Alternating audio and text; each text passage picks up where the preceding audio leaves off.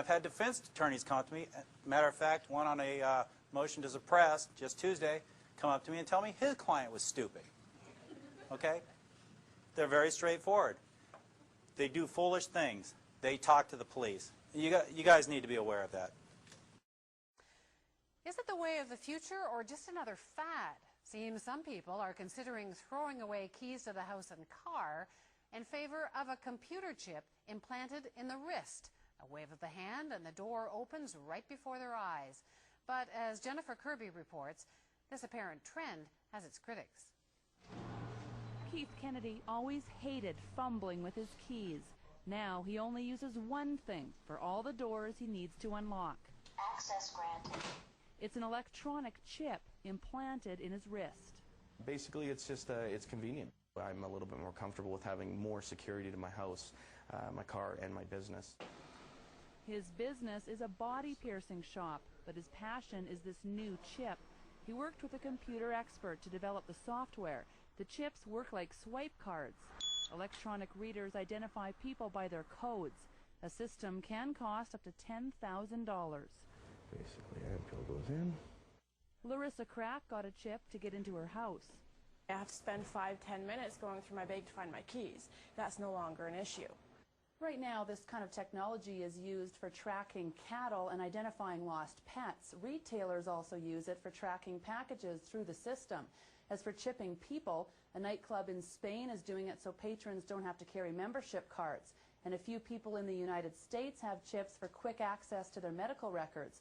A lot of people would be hesitant to have something like that implanted. This technology writer doubts the use of electronic implants in people will ever be widespread.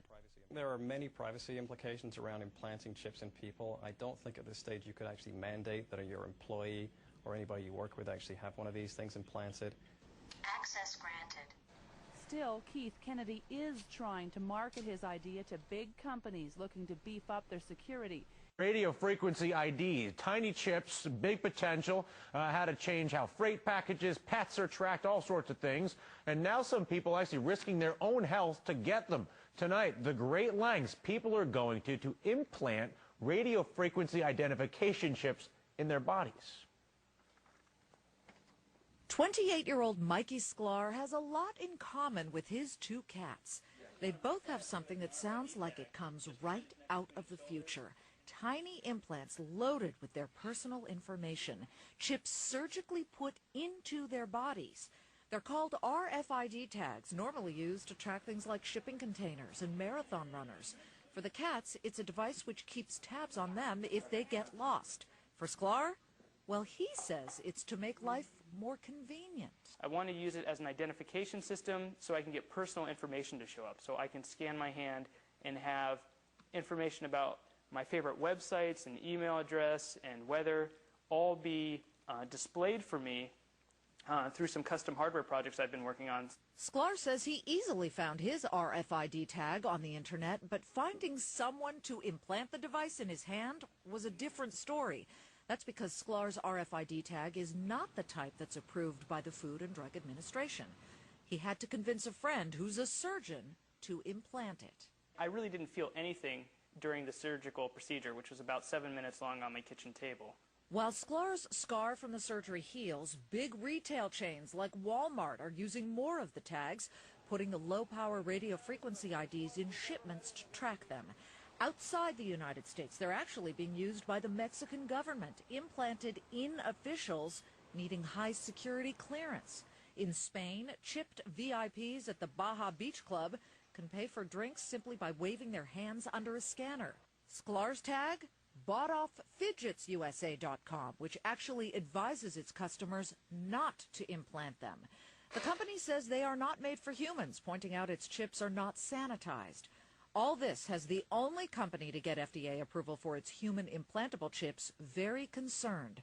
VeriChip's devices store valuable medical information for chronically ill patients. The VeriChip technology is extremely useful in being able to quickly link the patient's vital medical information and contact information to the staff that's taking care of that patient to provide them the most timely and most efficient care. More and more hospitals are getting RFID readers in emergency rooms, and Verichip's devices are doing so well, the company has just filed to go public. But here's a scary thought.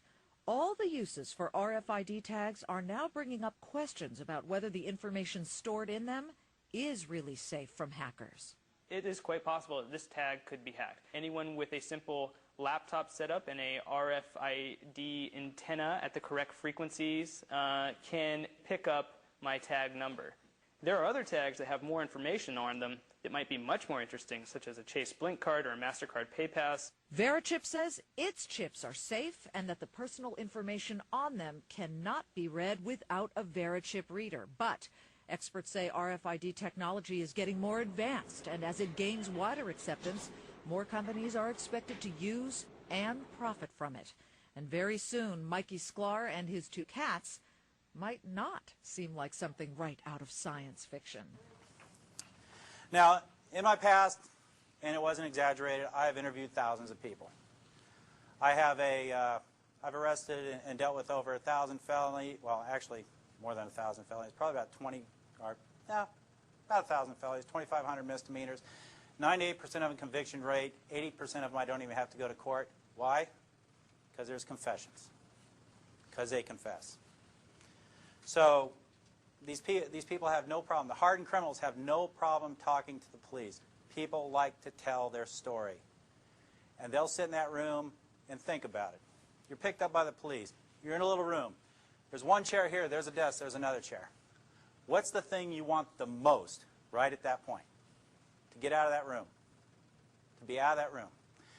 Think the police officer's shift is ending in 15 minutes. Does a police officer want to get out of that room? My overtime rate's $58 an hour. Do I want to get out of that room? I have no problem. I'll stay there for 10 hours. I'll take that $600. By now, most people understand that talking on a cell phone is not secure, but this is going to shock you. A third party can listen in on your conversations, read your text messages, even pinpoint your location. And you'd never know. Here's how. These people are having a phone conversation. Hey, how's it going? It's going well. How are you? One in East L.A., the other in West L.A. But on this third phone, miles away in another part of town, someone is eavesdropping on the conversation. So how was last night? Great. You cannot tell at all that you are being spied upon. Easy-to-use software is now being peddled all over the Internet, allowing literally anyone to tap into other people's cell phones and listen to their private conversations. It's pitched as a way to catch a cheating spouse, keep tabs on an employee, or even protect a child. And marketers promise invisible access that's impossible to trace. It's actually real, that people can spy on cell phones.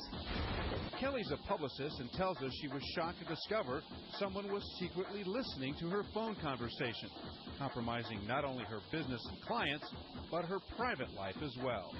I was very upset. I mean, I feel like that's an invasion of privacy. The key to snooping on somebody like this is getting access to their cell phone for 10 to 20 minutes. That's how much time is needed to cable the phone to a computer and download the software. That programs the phone to connect to a third party.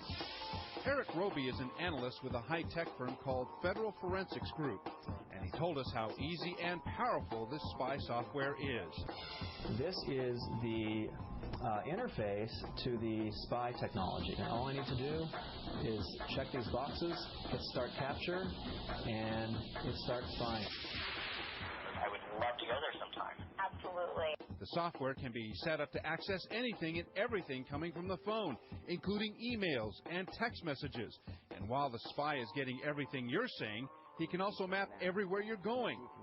Brian LaRock also works for Federal Forensics Group. If I have installed this software on your cell phone, I can tell where you are at any time, and if I want to, I can even follow you wherever you're going.